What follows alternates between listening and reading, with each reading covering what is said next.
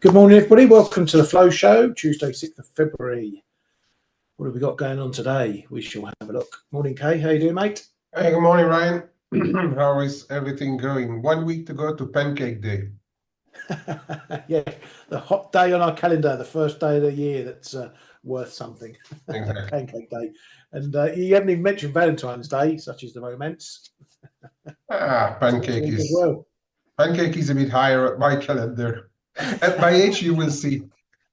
We can make a Valentine's Day heart out of pancakes and you kill two birds with one stone. See, look at that.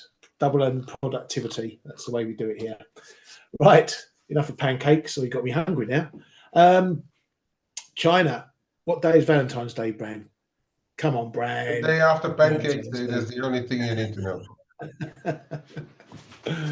Oh, dearie me, Bran. You got a lot to learn, mate. A lot to learn. Right, China. The big guns are coming out.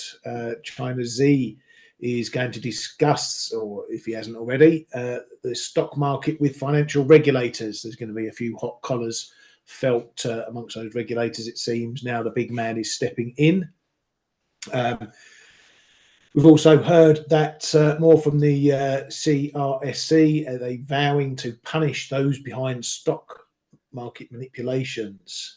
We also heard that the sovereign fund is going to vow to boost ETF holdings as well. A lot of those headlines, many are unsure because we heard about this, what was it, $280 billion that they were going to put into the market a couple of weeks ago, but we've not really heard what they're going to be doing exactly with that money and when. So maybe that's part of the sovereign wealth fund stuff that's going to happen.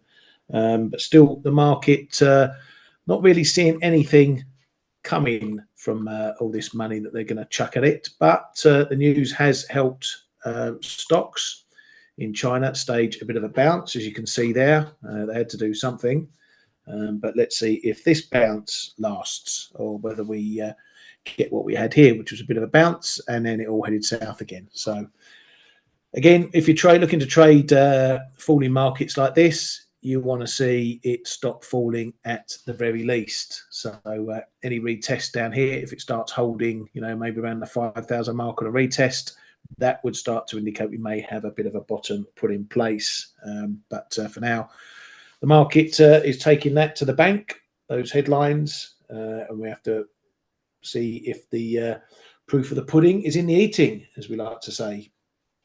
Over in Japan, we had some wage data out, and this is going to start to become pretty important, or rather earnings data coming out. Let's see if I can find it. Go to the right page, if it even has it. There we go. So average cash earnings year on year up 1%, was expected to come in at 1.3, so a little bit softer on expectations. Overall income for employees was up 1% from the prior 0.7%. Overtime pay was was negative, down 0.7%. So things not entirely all going the right way. Household spending, though, looks a bit soft. Month on month down 0.9%, year on year down 2.5%. Among that, the real cash earnings was down 1.9%, was only estimated to fall 1.5%, but it wasn't as bad as last month's minus 2.5%. We have had a bit of news out. Well, Bloomberg had a piece out which Gavin kindly put in our room. Oi. Oh, sorry, it was you, mate. Sorry. Oh, Gavin put it, but I was first. It's Gavin who usually does it. It must have come in. Right, okay. Just to keep K-Man happy, let's put it on the screen, so we all know what we're talking about there. Let me find it quickly. Oh well, no, not going to do that. I'm going to show you anyway. So Bloomberg put up the story saying about what's happening with the hikes. It was gated, so I found an open copy. In that piece was some key data or some key dates for what's going on with these wage negotiations and whatnot. So here it gives you a list of when the unions are starting their discussions, all the different unions. It goes all the way through February. Then on March 7th, we get the next wage data, which is what we've just shown here. Then March 15th, we get the first tally of pay deals coming from Rengo, which is going to be pretty big. And then all then have a second tally and then a third tally. I'm not sure about all the others and when that stuff drops, but this is when, why does it keep flicking off? This is when all the stuff starts happening. So February, end of February, beginning of March, we should get an idea of what's going to be happening with all these wages. I mean, some are looking for 5%, some are looking for 6%. The market is going to have probably a rough estimate somewhere between 4 and 6%. Anything lower is going to be seen as dovish or unhawkish for the BOJ. Everything above 6%, if that happens, is going to be far more hawkish. Kay, we had a bit of focus on this last year, but now we've got some dates to look at. It's going to be an interesting watch. I think the market's going to be cluing up on some of these dates as well. Do you think? Yeah, very much so. This is going to be one where the yen will probably move before the next Bank of Japan meeting because of those announcements. Those announcements now have the ability to move the markets. We've already had like some days where the market was trying to trade some stuff where they were asking for those big increase, but you can always ask for a 20% increase and only get 3%, right? In all the lot, you see a name that comes back regularly is Rengo. That's going to be the benchmark that the market is probably going to try to hang its hat onto. So those are the ones that we should really pay attention to. I went back to check how much were those exact increases, and I thought it was 3.8. I was pretty actually convinced for 3.8, but it was about 3.6 or so last year. So yeah, 4% is probably a good close enough for government's work measurement or measure point. And that's going to be determining, because that's what the data tells us. That's what the government tells us, you know, that's what they want to achieve, to finally get us out of negative interest rates. Now, the thing is as well, it's Bank of Japan, where they're going to take us out of negative interest rates, I reckon, regardless, because of CPI still.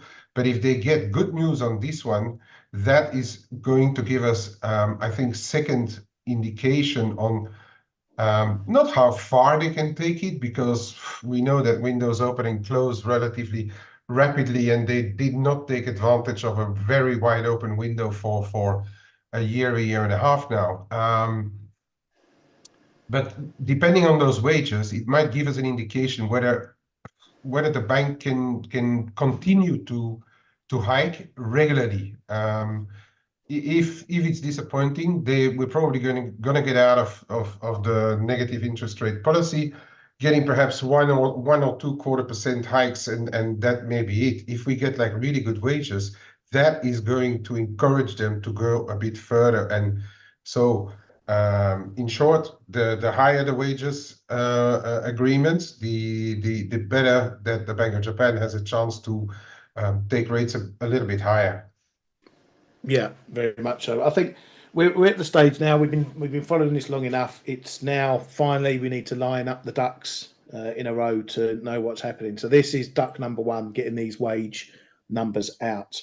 Once we get those, if they're good enough, say they're above 4%, 5% mark, then the market is going to go, yeah, the BOJ are going to end negative rates. That's likely to bring a yen move, as Kay said.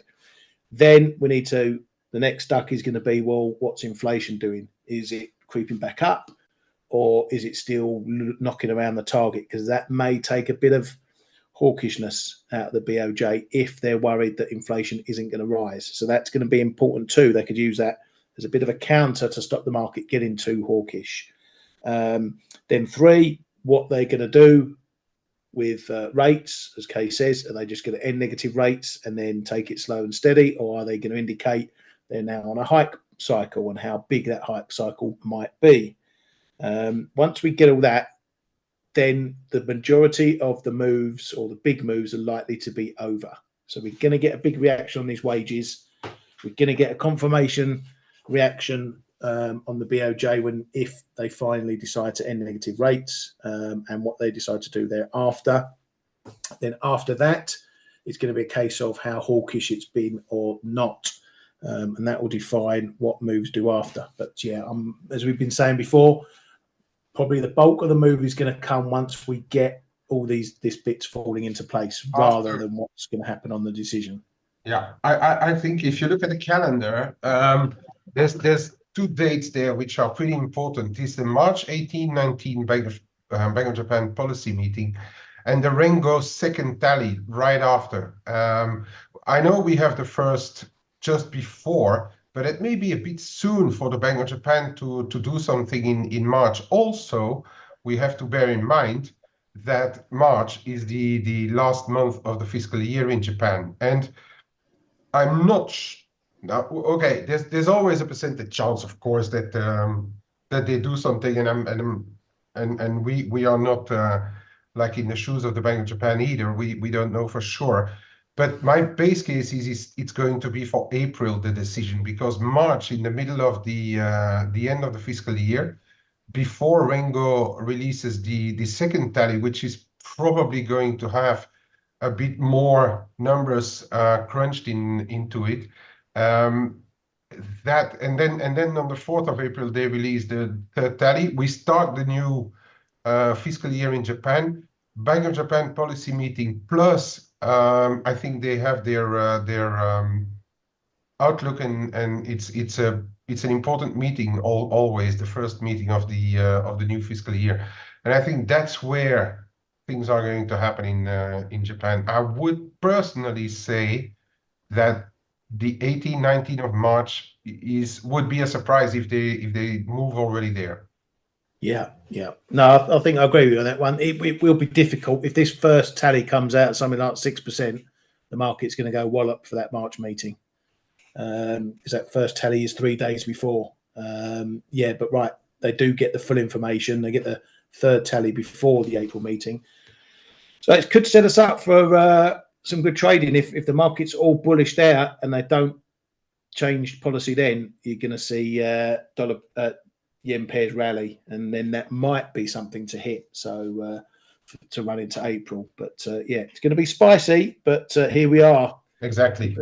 We've been waiting long enough, and we could be at crunch time, and it's going to be historical. So remember where you were on those days. Take a photo, because this is history potentially in the making.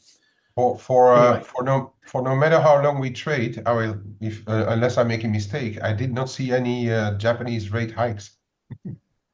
No, I don't think that they ever hiked, or perhaps early 80s also, or that's possible. But from the 90s, they've only done one thing: is cutting rates, if I recall correctly. Yeah, so see, that's how historical it is. Even Cayman hasn't seen a rate hike from the BOJ. Yeah. So it's going to be big, folks. We've been waiting long enough, and we could soon be there. Right. Anyway, let's move on, because there's plenty to happen until then. We have had Ueda coming out anyway. Last night, he said that they have time to reach a decision on their ETF holdings, and they're going to decide the fate of ETF buying if the price target is within sight. So again, similar to what we've heard from other central banks, they're not going to wait for the target to be hit or tapped. Just being in the ballpark is going to be good enough. So it means that the BOJ, again, we don't need to see inflation at target for them to pull the trigger, as long as they see it going the right way. Right, over to, sorry, mate. Yeah, if I may just say something on those ETFs. Imagine Bank of Japan starts to raise rates. It should have in the first instance a negative impact on the Nikkei. I mean, just per correlation. the thing is that my personal view is that they will stop. They've already stopped actually, yeah, buying ETFs. Yeah, When Nikkei goes up, they don't need to buy ETFs, right? Um they really stopped it. They haven't been buying for a very long time, and if they did, it's like really I don't know. No, I don't think they've actually bought any ETFs for since UEDA has come on. It's a formality to stop buying and to officially stop buying because they can start again if the Nikkei collapses back to 20,000. But the selling any would perhaps take much longer because they will want to see how the asset markets react once they start to normalize, and they will very likely not start to sell ETF anytime soon. Anytime soon. yeah, that's all going to form part of the tightening process. You know, QT, all that. You know, reducing the balance sheet. That's a whole big issue to come as well, isn't it? Because it's absolutely massive. Over half the bond market they own. So Yeah, that's something. that's But they something. could play the long game. You know, same we said, they could play the long game on that. They could just let it roll off, let it all expire, and get rid of it that way, and it will take another 30 years.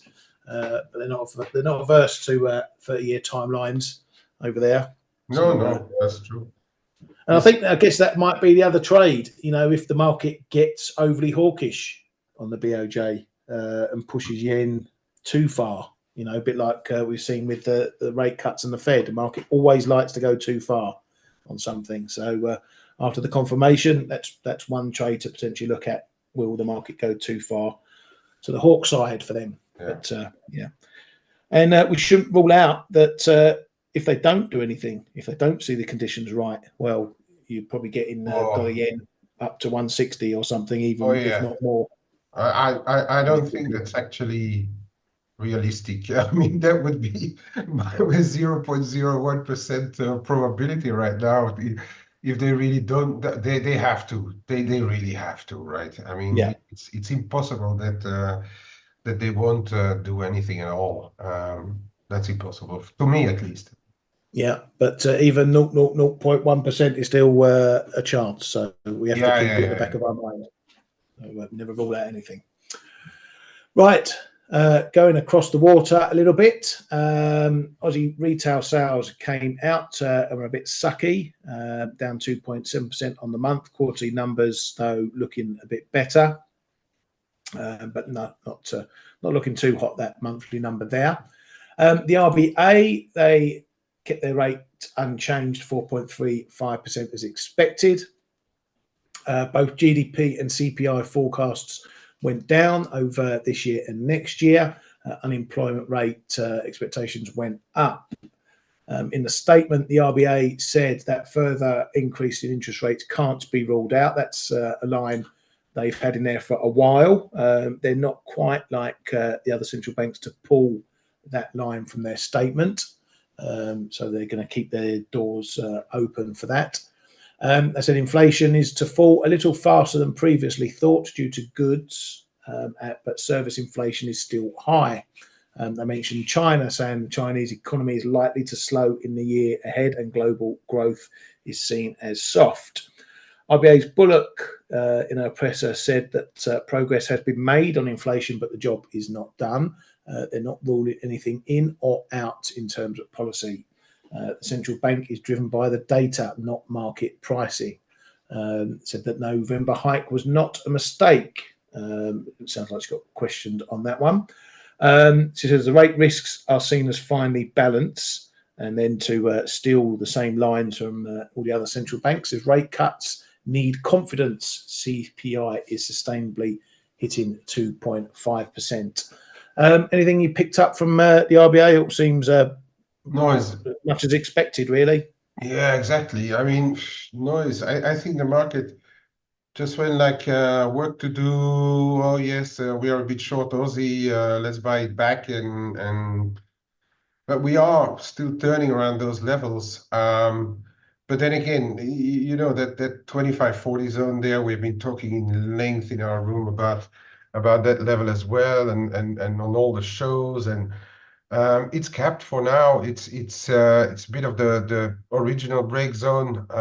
Yeah, I mean, got the 61.8 at bang at the 65 the figure. Giving back up 65 the figure may actually be significant enough already.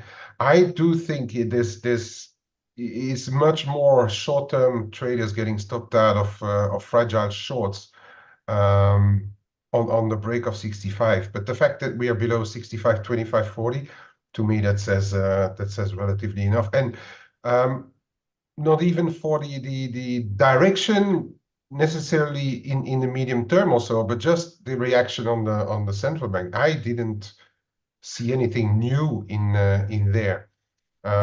It's really she and her crew. They just went on probably on data dependency, just like the rest like the rest of us, right?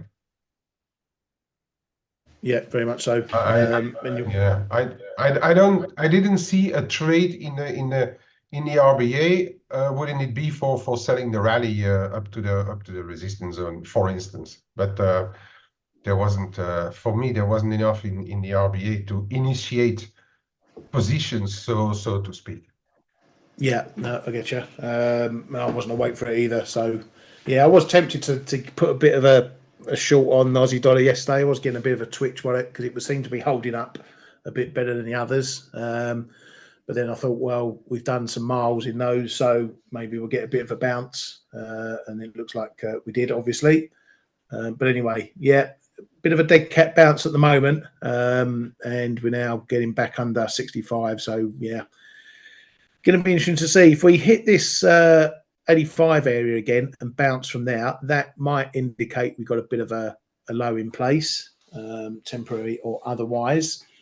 So that's going to be my key watch for this one now. If it carves through there and then goes through the low, then yeah, we're continuing on with this dollar bullishness, particularly against the Aussie. But yeah, it's for me. I don't know if you had any levels there, but I had nothing roundabout where it did bottom out. It couldn't quite get down to my next level, 64.50. As you can see there, a bit of a S&R zone down there. That's going to be the next support point for me. And then down to 64s, which is a big old historical level as well. So, yeah, I don't know if you had anything else down there, Kay, around that area. Let me have a quick look. I wasn't on the Aussie. 64 the figure. Yeah. 64 the figure to me is a big enough, well, interesting enough level. A few spikes, 78.6 of the October or yeah, the late October December move into the end of the year. 64 the figure. That's I think my next really decent level. Yeah, cool. That tallies up. I always like it when that happens. Right, let's crack on then. BOE's appeal says the pickup in GDP isn't going to be dramatic. So just when you thought you could get a bit excited about the UK, the glass half empty man pops up to burst your bubble. It says you're not yet confident in inflation to reduce rates. So again, that line, not yet confident about inflation. German finance minister came out yesterday saying that German growth remains weak and thus they cannot give forecasts yet. It's that bad, the economy over there, that they've stopped giving forecasts. Well, you might have got a bit of a shot in the arm this morning because we had some German factory orders. Look at that, 8.9%. Everyone cheers. Germany is saved. Not quite so. The reason that jumped so much was because of some airline manufacturing and purchases, big ticket items in those numbers. If you strip out those big ticket items, factory orders fell by 2.2% on the month. So still a negative number. They got saved by some big business, which is all good, don't get me wrong, but that sort of business doesn't last for too long. So things aren't as good as the green numbers suggest there. Mm. Yeah, we all buy a plane now and then, no? Don't we? Yeah, we've got. Have we got one in the fleet? We got one in the fleet, in the flow fleet. In the flow fleet, yeah, with our submarine that's parked in Lake Garda. Pretty useless being there, can't get out. Anyway, so yeah, just when you thought things looked good, not so good in the end. ECB are running their 1 year, their inflation expectations survey. Is this a new thing, Kay? I don't remember this popping up every month. Every month or every quarter? No, it's every month now, it seems. Oh, no, it must be new then. I didn't see a monthly report before either. Quarterly, yes, but perhaps they changed it then. No, I don't recall it either. Yeah, it's not. Is it on the calendars? They started putting it on the calendars. No, they haven't even bothered putting it on the calendars. But yeah, we had it last month, and it's this month as well. So anyway, they're doing a survey monthly now on consumer expectations for inflation. The 1 year number came in at 3.2%, which was unchanged over last month, but that got revised up to 3.5%. So effectively, it makes this month a drop. 3 year expectations came in at 2.5%.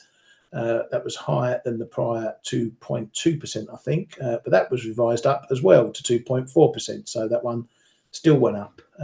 Overall, 3.2 1 year, 2.5 3 year, still well above the ECB's target. And expectations are a big theme in terms of their monetary policy decisions.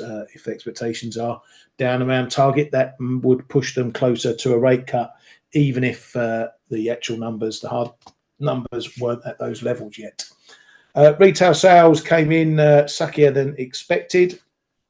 Month on month, down 1.1% versus minus 0.9 expected. Year on year, a little better than expected, but still a negative. So that all the positive numbers from last month, that huge 0.3% lift, which was a higher revision, fell out of bed in December.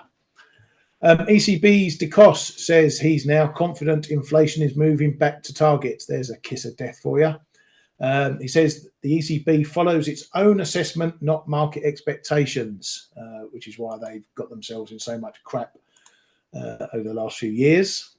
It says the ECB is confident the next move will be a rate cut. Let's wait and see, shall we? Right, yesterday's data from the US. We had more of the services stuff popping out. First of all, the final S&P number just came in a little bit worse than the flash number, 52.3, but still a gain on last month. And then the ISM blew the bloody doors off. A nice strong number coming in from that. 53.4 versus 52 expected, up from the 50.5. A big jump in employment, which was in the negative at 43.8, a huge drop, remember, last month. Wasn't expected to move into expansion, but did, 50.5. And then this number, prices paid, prices paid, 64, up from 57.4. So this is the inflation numbers. This is how much it's costing firms to purchase their goods that they then sell on. So a huge jump in that number. So more Goldilocks data for the Fed, but wrong numbers for the inflation picture. And it's just another little thing that's falling into place now. We saw higher wages in the NFP. Now we're seeing a jump in prices paid in this one. So it just feels like there's some inflationary pressures building, Kay, at the moment. May not lead to anything, but it seems like stuff's stopped going down. Yeah,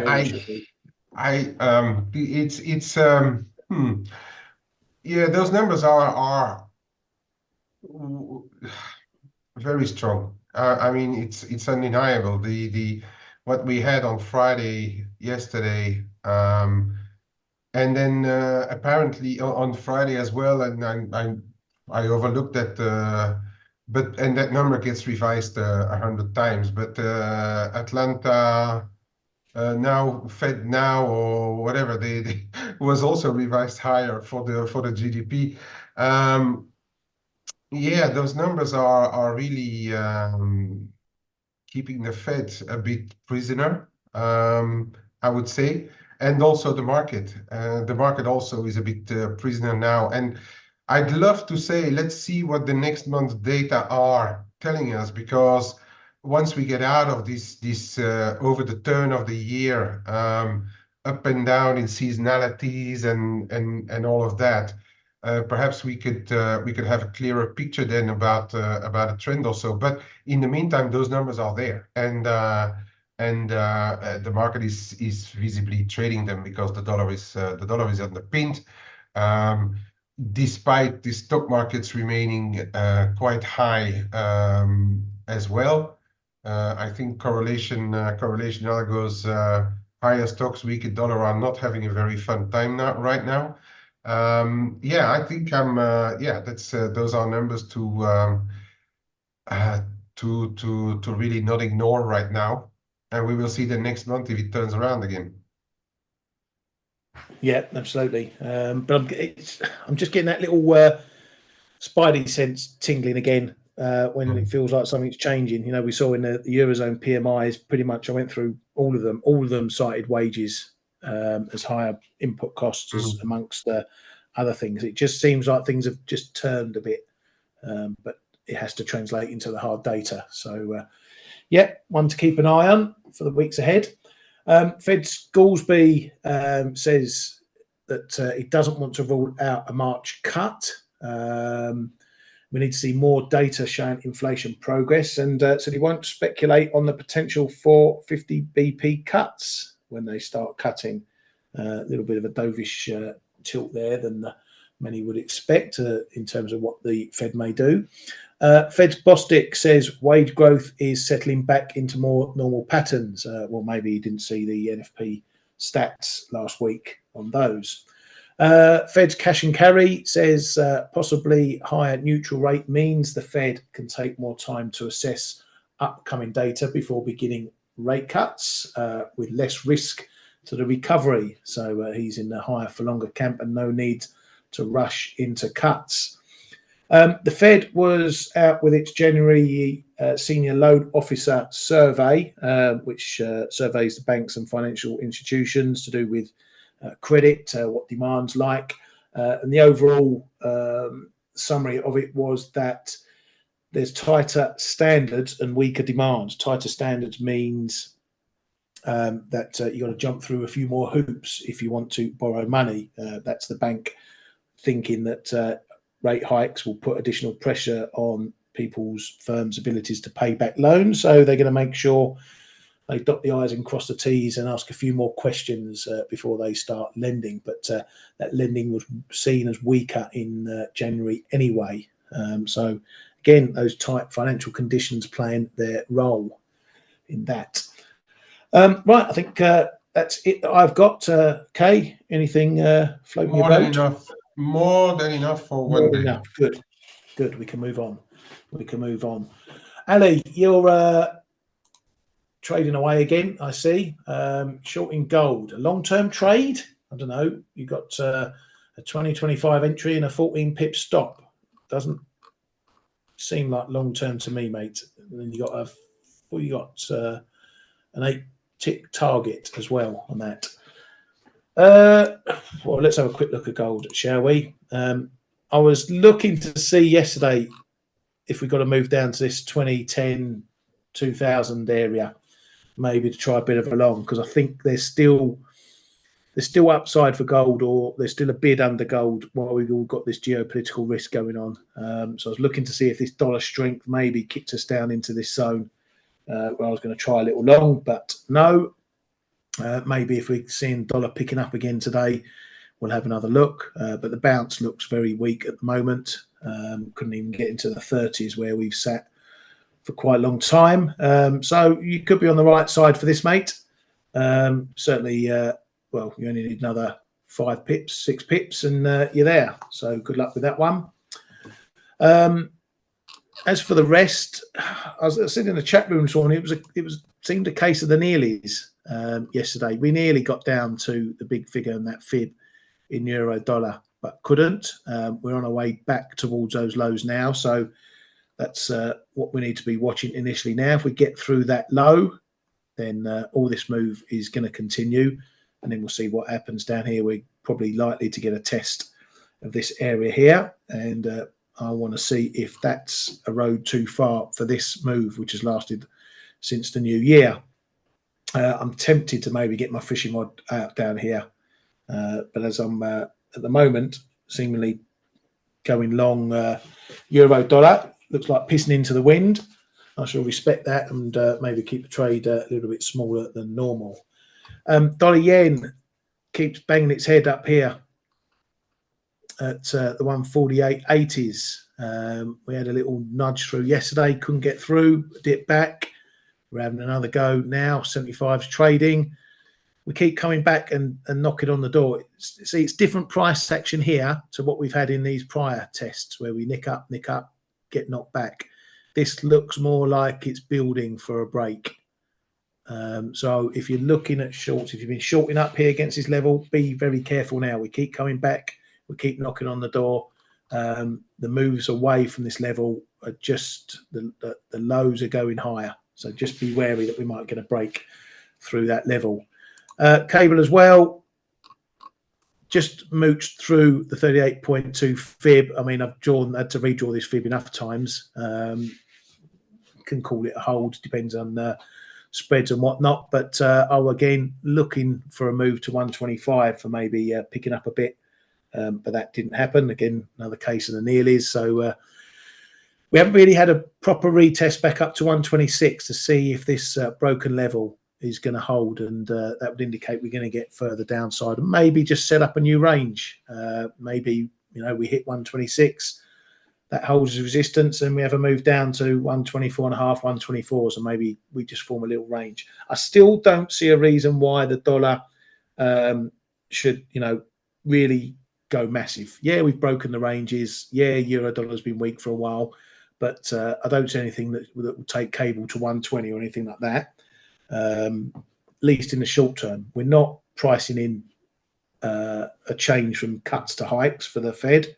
We're just the market finally realizing again that early cuts are not going to happen, and that the US is doing pretty well. So doesn't mean we can't move down here, but it's going to be a case of watching the data over the months. Is the gap going to widen between US and other economies, UK, Eurozone, whoever? If that happens, then the trend of dollar strength is going to continue because the US is going to come out on top. But from here, I'm not expecting any sort of collapse in these sort of pairs. If that's not a kiss of death, I don't know what is. Aussie dollar we spoke about, euro sterling. Now, again, I spoke about this one time and time again. If you want to catch knives, you've got to look for the right price action. We had price action here, hit a solid level, couldn't get through the level over time, then we get a bounce. The same things happened here. We hit a level, we made a new low through that level. Straight after, we held the old level, held it. Now we've had a bit of a takeoff. Okay, this is what you want to watch. Catching a knife doesn't work here. Make a low, you break the low. Make a low, you break the low. Make a low, you break the low. That's not indicative of what you want to see from price action. This is what you want to see.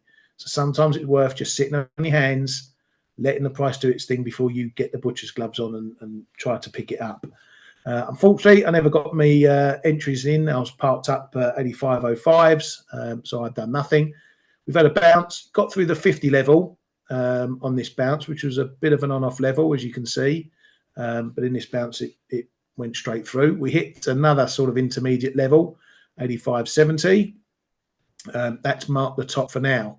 So maybe 50s is going to show up again. We're here close enough at the moment.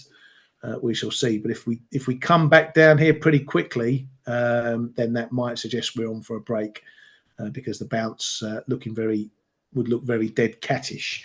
However, that's what euro sterling can do. So we can sit in this range, 85.20, 85.70 for days, if that's what he wants to do. Completely different pair, volatility-wise. One more from me, then I'll hand it over to the Cayman. Dollar China, it's still looking strong, but again, it's not breaking up through the zones. It's moved up through this zone. Now we're going to see, I'm going to watch to see if it's going to hold this zone. If it breaks up through here, I'm going to, as I said before, I'm going to reassess what's left of my short from up at 736. But this China news, if they are starting to bring out some big guns, could mean we're going to be heading back down again. So for now, I'm just in wait and see mode on this one. Okay. Yeah. Time for Yeah, me that's to what I shine. updated this morning as well in the room on the dollar China. And I think it's time, or it's getting slowly to be time to monitor what they are really doing and how dollar China is going to react in the upcoming days or even weeks. Because we're in this range, but as we've been saying many times, ranges are there to be broken at one stage. So I think it's going to be interesting because despite all their guns coming out to try and save the situation, if the Chinese yuan fails to find support at some stage, because let's not forget, they also regularly send out the submarines to sell dollar China, right? Yeah. If that fails to underpin dollar China, then we may start to look at the top side again in dollar CNH. If in turn investors start to buy the idea that they are saving their internal local economy, they're saving their stock market, etc., then all of a sudden, if we get foreign inflows into China, then we may be in for a break to the downside. I think it's time to start to just monitor things a little bit, the moves. I'm not saying that we have to enter a position now. People have. I've been reading a couple of articles. People have very different opinions about it, whether it's going to work or not. Some say we are going to 760 in dollar China, and others are saying that, well, it may be time just to start to look at China again. And in which case, then we're probably going to see the Chinese yuan strengthen.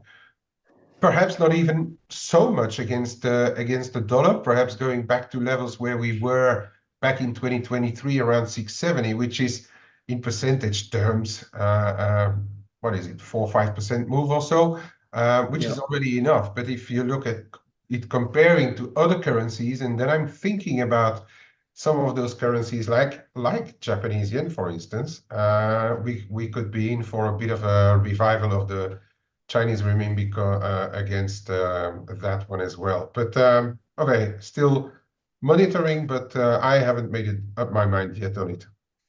Yeah, I think in the market size, it's still a case of talk is cheap. They keep talking and talking and talking. They keep messing around the edges. And as we said, they threaten the big bazooka, $280 billion or whatever it is, but we're yet to see how they're going to deploy that. As I said, maybe part of the ETF bite, but the market isn't quite ready to say, right, China are now putting the big guns to work, which is a dangerous position, because if they really want to smack it, they'll smack it, and they won't blink. And then that could be their stock market up 10% in a flash, and then everyone's chasing their ass to get out of shorts. But yeah, for the moment, the market's still saying, yeah, well, you're talking a good game, but we want to see some action. Yeah, still sitting on the fence. Finally coiled spring, this one. Right, over to you, mate. Okay. Oh, there we go.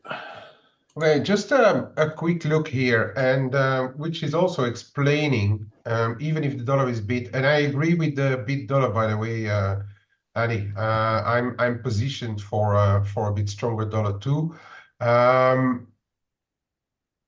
It's still not going too fast, because if you look at it, and I made a page of those major interest rate differentials, if you see the short-term euro dollar still in the box, you see the one that most are looking at, I understand, in the market. The sterling differentials, most are in the box, but we have broken ranges, as we were saying, on some of those currencies, so we need to respect it. For instance, on the cable, we broke this 125.90 figure now, as Ryan already showed. This is perhaps, we haven't seen a retest of it yet. It would be nice to get a retest and see what's happening there. But this is probably going to resist a bit now. 125.25 is the 38.2 of the a whole rally from October into the year end. So that's your first little level there, and the next one are those lows in December, which was the springboard to go higher into the year end. So 125 and a quarter, 125 for me. That's where we are going to have to monitor what's happening in sterling. If the dollar, sorry, continues to be strong, we could see a break and then go into those low 124s. I say if the dollar remains strong because personally, and that's just a personal feeling, I know the euro sterling is a bit higher. I know sterling yen is a bit lower, and sterling got hit a little bit.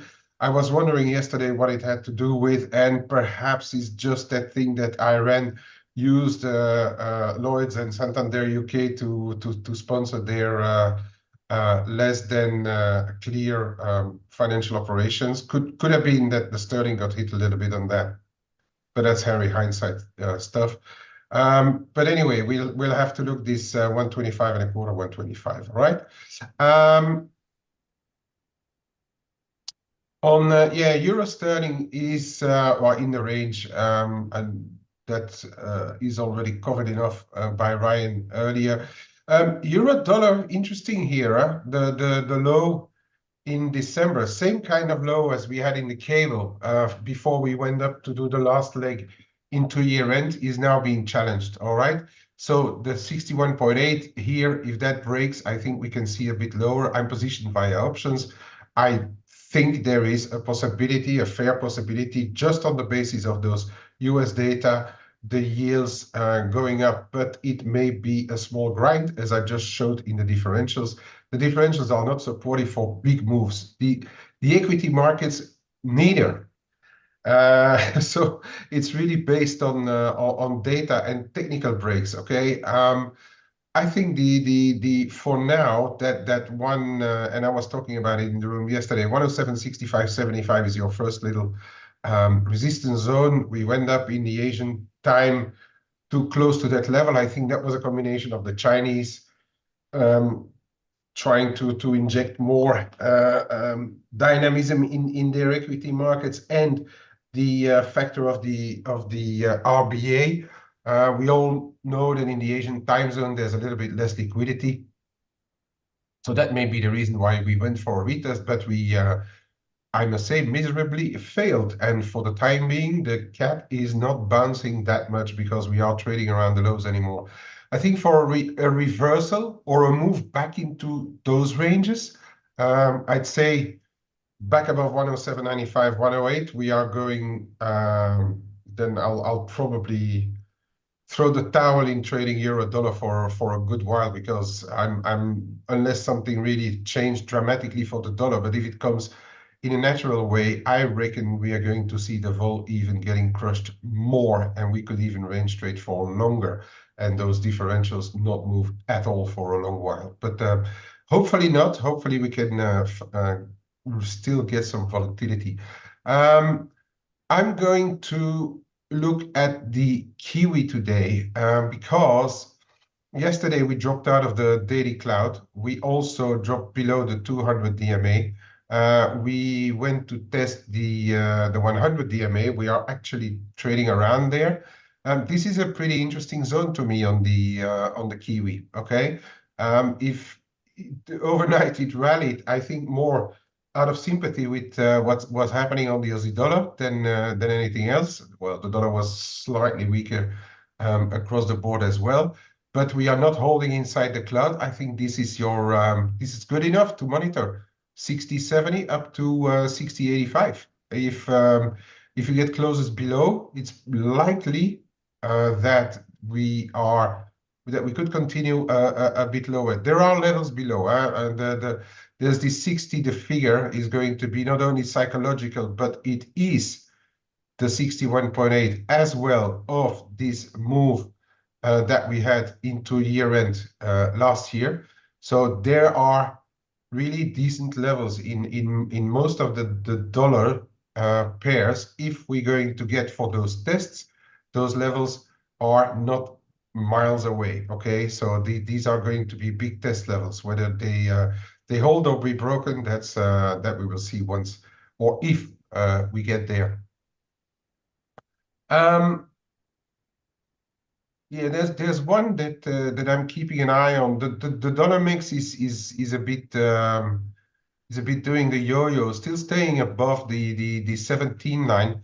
But we're seeing a bit of strength in the mix here overnight, and I think that has to do with the 180 degrees that the GOP did in the in the US regarding the border and the Ukrainian aid package that they wanted to throw into one package, and then they themselves are on the friendly advice of Mr. Trump have thrown out of the window themselves. So perhaps a little bit less stress for those border people right here and now, and we are seeing the mix has been strengthening overnight. But as I was showing here in the room, watch out, we're coming into support here. If euro makes 1835-ish, we are on it, you know, we are on it. Would break and stay offered throughout the day. I think we can go back testing those lows into the 18s before rethinking the whole thing. Now, we have to be very careful with those political issues because they can fire back any day, right? But if you look at the really long term, this is the 2010 after the GFC and up to up to 2020, the pandemic scare in the euro mix. And look where the 78.6 lies of this whole 10-year move, okay? It is just below 18, the figure on the euro mix. And I would say keep a very, very, very close eye on for those who are trading emerging markets. If Euromex ever trades around 18, the big figure. What is that, Ali? You're 107.19. Yeah, 107.19. Of course, we can get there in the euro dollar. It's just above that 61.8. It's 13 pips away. That's one big flow and over and done with. Of course, it can get there. I would say. On the Swiss, because I know quite a few people are trading and watching Swiss in our room. We are trying to break this trend line from also the year-end drop. It's clearer on the 4 hours, but I want to be on the daily because we are retesting the first rebound level that we had towards the end of January here. We are right on it, and we are testing the top end of the cloud. It's Swiss franc. It's not something that in normal times is really going extremely fast. This thing could take hours, if not days, to really break. But keep it in mind, if we start to close above 87 and a quarter, 87.30 on the dollar Swiss, we could be in for a retest of that bigger resistance zone, I would say, up in the high 87s, and still my magic level is still around that 88, 10.20 here. That was really when dollar Swiss took on the last leg lower of the year end, and before it was really holding very well and already trading. So this is still my magic level up there. But we will see whether it finally starts to break or getting capped again. And to finally break higher, we are going to need a bit of help of this one, I reckon. And this is still struggling around 93, 60, 70, the euro Swiss. If we start to break up here, then I reckon your dollar Swiss is also going to be in for a bit of a bounce. And oh, I've taken more than enough of your time. Back over to you, Ryan. Yeah, thanks very much, mate. Thanks for all that wonderful insight as well. We'll call it a day for today. Thank you, guys and girls, for all your input. Ali, we do read all your comments. We may not get to all of them, but they're all read, or always open at the side of my screen here, so I get to know what you guys are all talking about. Thanks, everyone, for coming to the Flow Show. Enjoy your day. Have a safe trading day. Be good. Be safe. Thanks, Kate, and we'll see you all tomorrow.